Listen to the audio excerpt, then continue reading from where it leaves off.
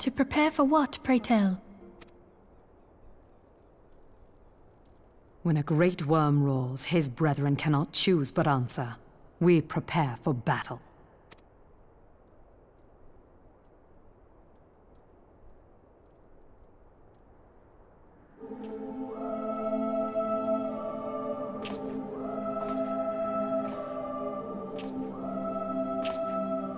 Who treadeth now upon my bones, and waketh me from slumber sweet?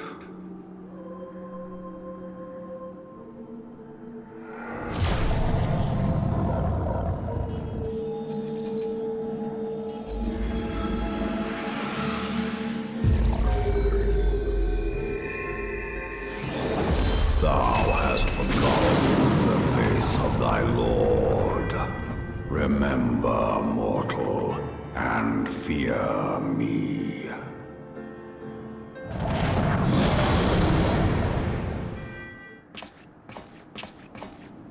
By her gifts hast thou earned a moment's reprieve.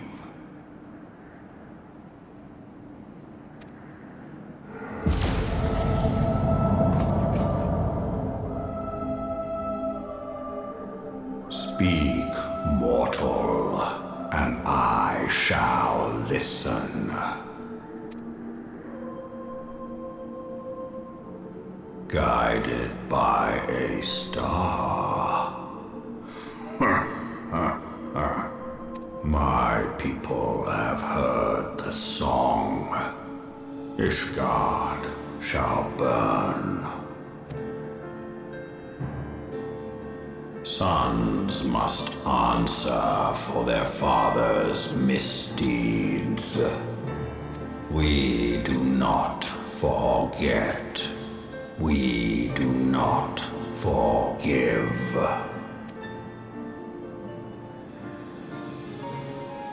7 children did I sire. One now singeth of retribution. I rise to join in the chorus. Thou art powerless to silence us, mortal. Yet thou shalt not live to labor in vain. Thy reprieve is at an end.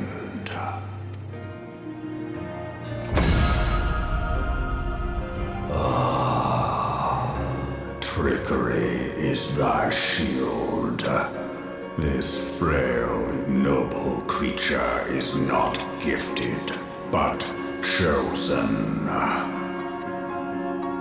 Hearken to me, Hydaelyn. I remember, and I consent. Fear not, mortal. I shall not harm thee.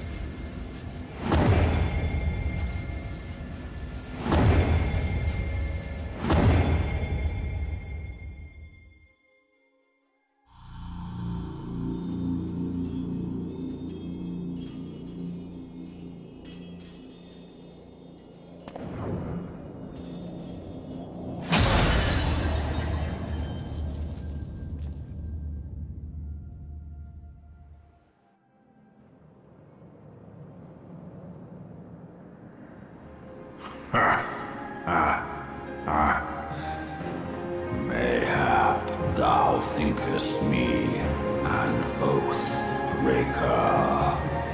Thou art mistaken. If thou comest to harm, it shall be by another's hand, not mine. I did but strip thee of thy mistress's feeble blessing. Thou didst profit much by her grace, but no more.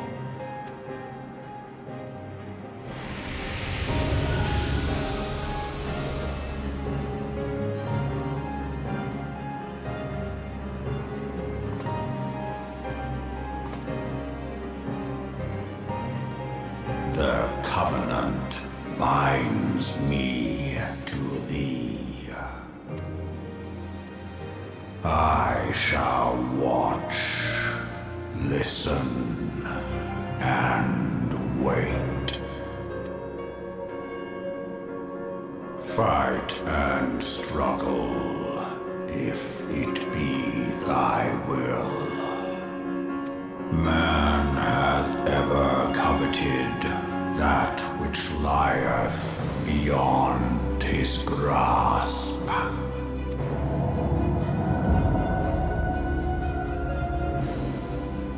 I drink of her body, and thence doth mine own find new life. When it hath grown whole, the loyal and penitent shall rejoice. The dragon song heraldeth a beginning and an end.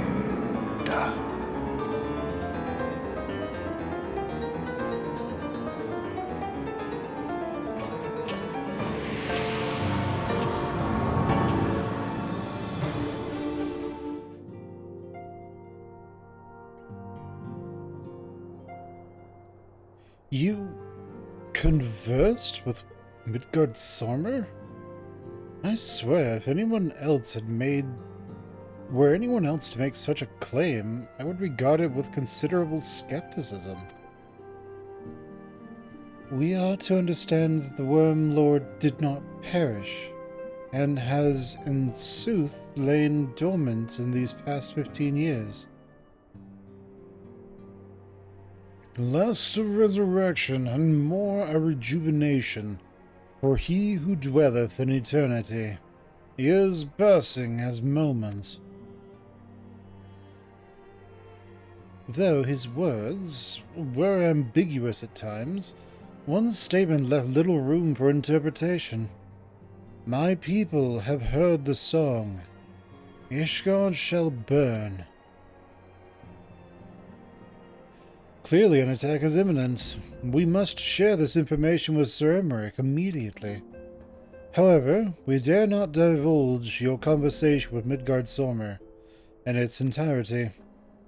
Even to acknowledge that you've heard the voice of a Dravanian is a grave but necessary risk.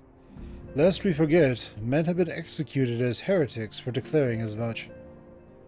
For your own protection, and for the sake of our tenuous relations with Ishgard, the truth cannot leave this room.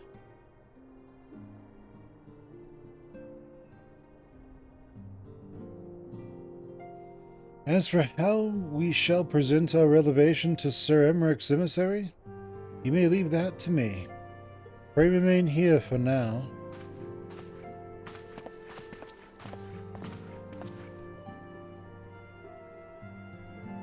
Is there something you're not telling us, Sven? You seem different somehow. It is almost as if you were missing something. Something important. 12 for Fend! Midgard Sormer stripped you of the blessing of light? Are you alright? How do you feel? I see. It is... It is a relief to hear that you were otherwise unharmed. It beggars belief that any being could possess such power to deprive you of her blessing. Midgard Sormer made mention of a covenant, did he not? One of the ancient myths regarding Silvertear Falls states that when the waters came into existence, so too did the Great Worm. Althik and Nimia, brother Time and sister Fate, decree that Midgard Sormer ever watch over the source, from which all water and magic is said to flow. I wonder, what if this was the covenant of which he spoke, and 'twas not the gods with whom he treated, but Heidelin herself? Well, if he is watching over you as he claimed, mayhap you will have an opportunity to ask. Let us keep this matter to ourselves. I do not wish to burden our friends needlessly.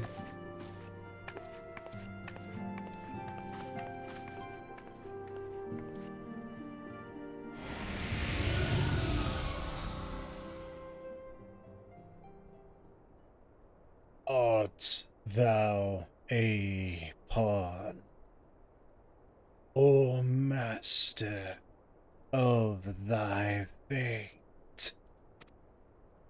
What hast thou wrought by thine own hands, mortal?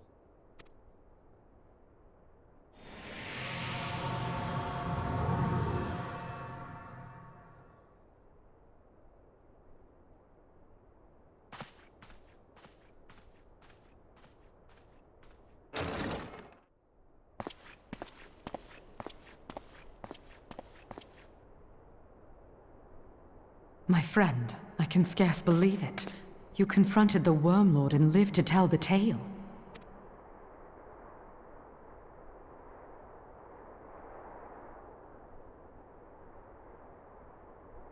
I give thanks to Helone for your preservation. It is our sole cause for gladness. Your encounter with the Keeper of the Lake served to confirm our fears. A great worm has roared, and it makes little difference if it was one of the two in Eorzea or any other. The Dravanians are coming. I am told that Ishgard has magical defenses against Dravanian attack, though I am not privy to their exact nature. Will they be enough to repel a massive force? Ishgard has weathered countless assaults over centuries. This will be no different.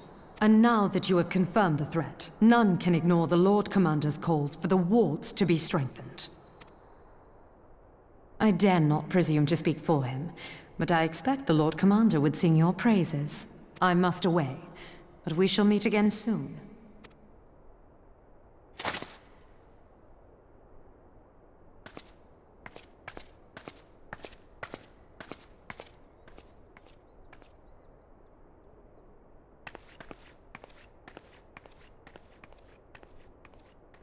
Countless assaults weathered, and this will be no different? Why am I not convinced?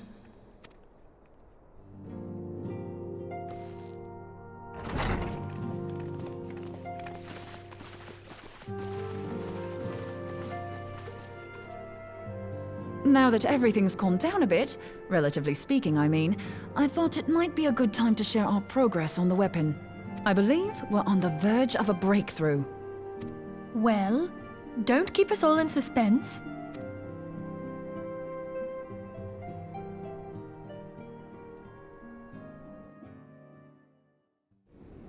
Just in case anyone's forgotten, let's start by reviewing what we already know. So, an Ascian is an immortal because its soul doesn't return to the ethereal realm when its host is defeated. Instead, it flees to the place that lies between our world and the Void. Therefore, the first step to permanently defeating an Ascian is preventing its soul from making this journey. And if you recall, when we last gathered here, I had verified that White Auracite has adequate capacity to entrap the beings, albeit only briefly. Which left the small matter of their extermination. Aye. To unmake an Ascian soul, one must needs smite it with a concentrated burst, or blade, of purest ether. However, we wanted for both the data and the means to forge such a weapon. Short of experimenting on an actual Ascian, you see, there's no way to gauge how much ether its soul is made of. As such, we don't know what etheric density our blade needs to have in order for it to work. So we'll just have to make the densest blade we can and hope for the best. Though that would require a lot of ether. Hang on a minute! Why didn't we think of this before? White aurosite can hold an absolute heap of ether, can't it? Please tell me you're joking. God's sakes, Ida. I feel as though I'm reliving the same scene over and over with you. How many times do you need to be told that white aurosite cannot store ether for long periods? Being intangible matter, ether is given to dispersion. Only in its crystallized form is it a stable source of energy. I will test you later on this, so see to it you do not forget. Right, yes. It's all coming back to me. So our hopes rest on good old crystals again, do they? While they are certainly reliable, they leave something to be desired in the area of portability. Indeed.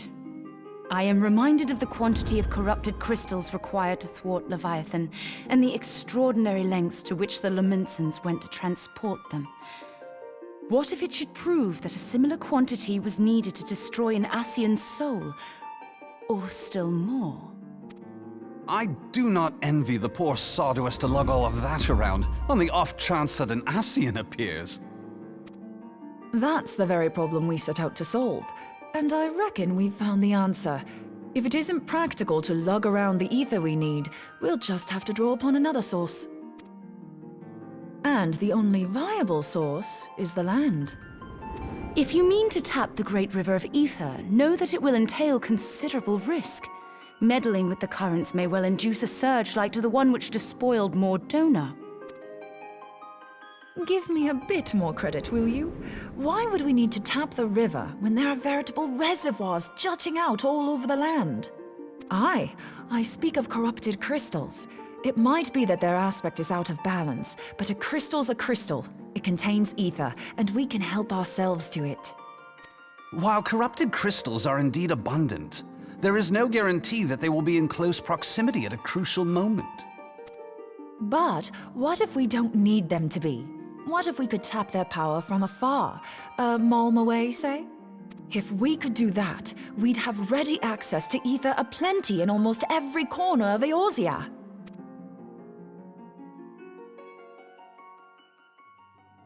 I've yet to put my theories to the proof, but I've got a good feeling about this.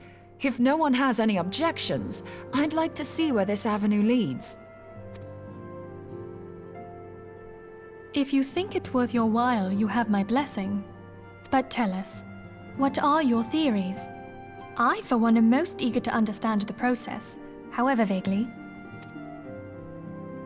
I thought you might say that, but no one wants to listen to boring old theories all day, do they? I know I don't. So with your permission, I'd like to try something a bit more hands-on. I've already built an etheric siphon especially for this purpose, and I've been meaning to try it out. Thing is, the profusion of corrupted crystals in Mordona makes it something of a high-risk testing ground. If anything goes awry with the siphon, it would be better if it didn't happen within spitting distance of quite so much ether. Ideally, I need an isolated specimen. Does anyone know where I can find one? May I suggest northern Thanalan? There you will find corrupted crystals of middling size, standing a reasonable distance apart. Ideal for your needs, I should have thought.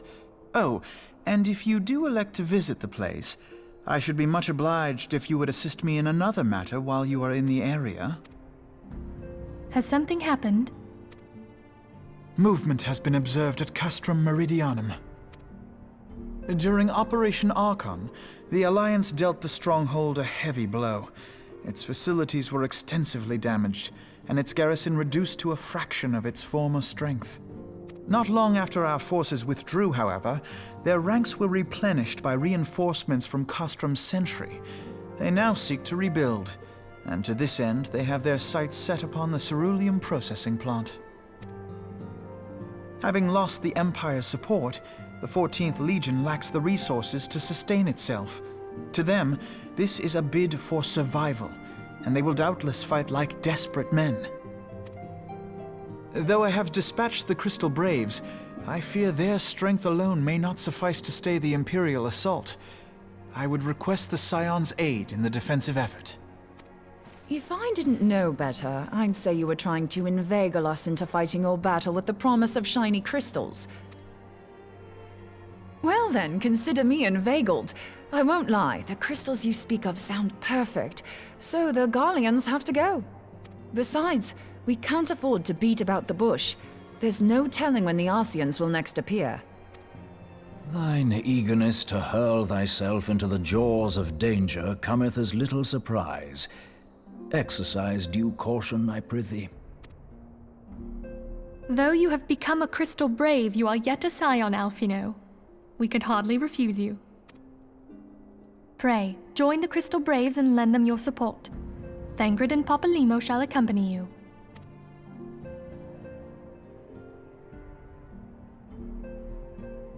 Ida and Yashtola, in the meantime I would have you assist Moonbreeder. Scout out the crystal clusters, that the testing may commence as soon as the Garlean threat has been eliminated. If it please you, I shall continue mine own experiments on white orosite. Thank you, Urianger.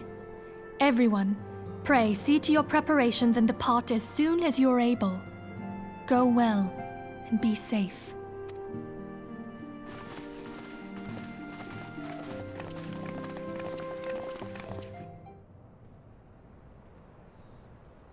Hold on, I won't be a second.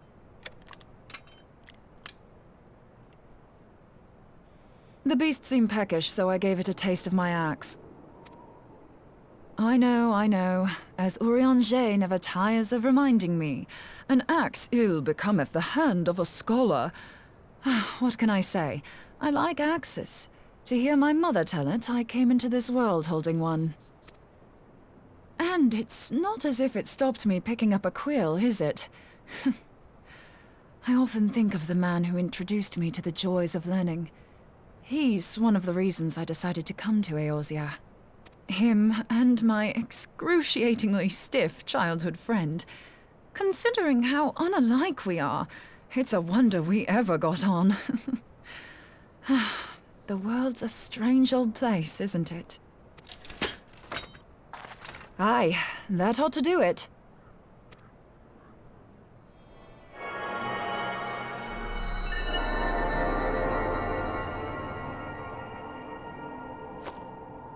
So far, so good. At these concentrations, it shouldn't matter too much if something goes awry. Just enough ether to make it interesting. Did you see that? The way the crystal glowed? The siphon works, I'm happy to say. With a few refinements, it should satisfy our appetite for ether, which just leaves the small matter of forging our blade. I'm not sure how to go about it just yet, but I swear to find a way. I'll put a blade in your hands if it's the last thing I do. He senses me. A useful talent.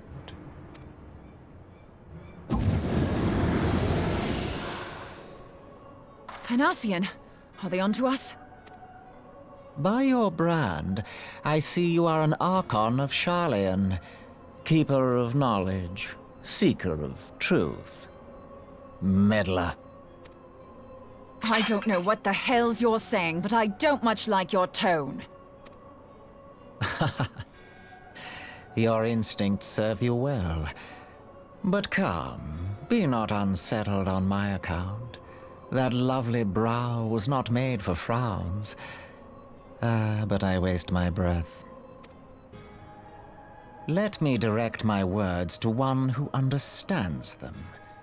We meet at last, warrior of light. I am Nabriales.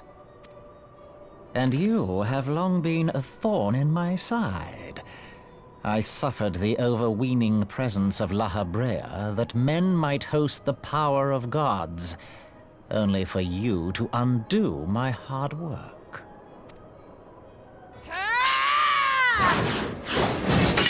Oh, bugger. Do settle down.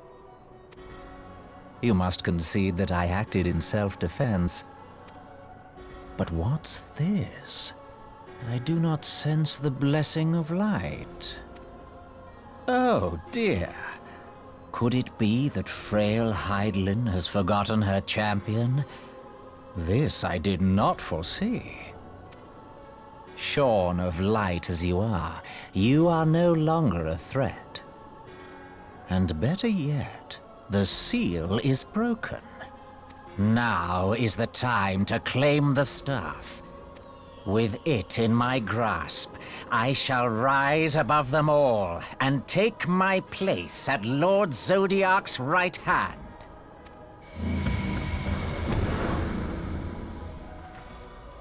What did that bastard want with us? Nobrialis, he calls himself. With charm like that, I'll bet he has maidens falling at his feet, unconscious. But this staff, you say just talking about it had the bastard grinning like a brat on his name day. Must be quite a staff.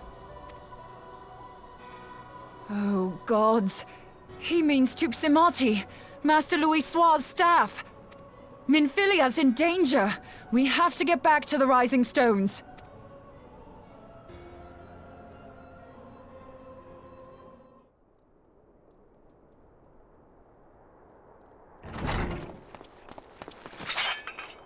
You two!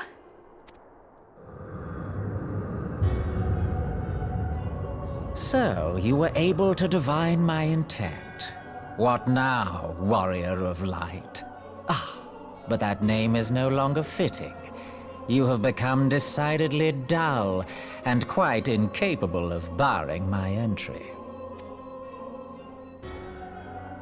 What do you mean? You truly do not know? Then I suppose it is only right that I enlighten you. The blessing of light kept you and your fellow meddlers safe. It was that which prevented my kind from entering your domain. My kind, I say, though it had no power over the likes of Elidibus and La Habrea. Being of this world, they could come and go as they please, while I could only look on. But I need look no longer. Now that the seal is gone, I mean to act.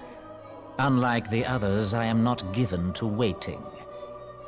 I shall take that staff and bring about the next rejoining. Rejoining? Then it was your doing. The Isle of Val, the scholars, all of it.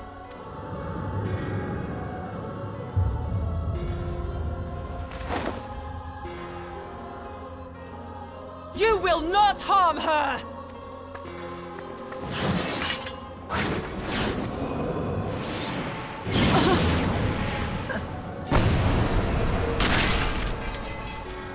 Moonbreeder! Why must you insist on forcing my hand? Did you learn nothing from our last meeting? Ah, but I forget. My words fall upon deaf ears. The staff is but a broken relic, a memorial to the departed. What possible use could you have for it?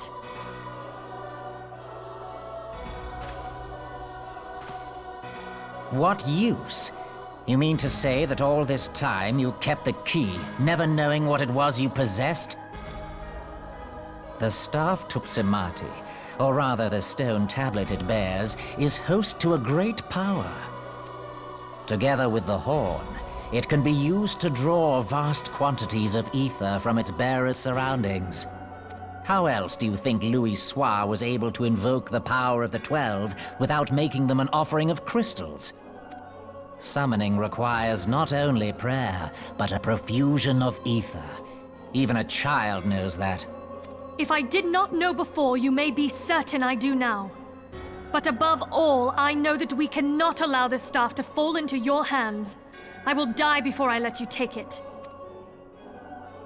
Insufferable woman. I would happily end your miserable life here and now. Alas, Elidibus would never let me hear the end of it. Very well. If you will not part with the staff, I will take you too.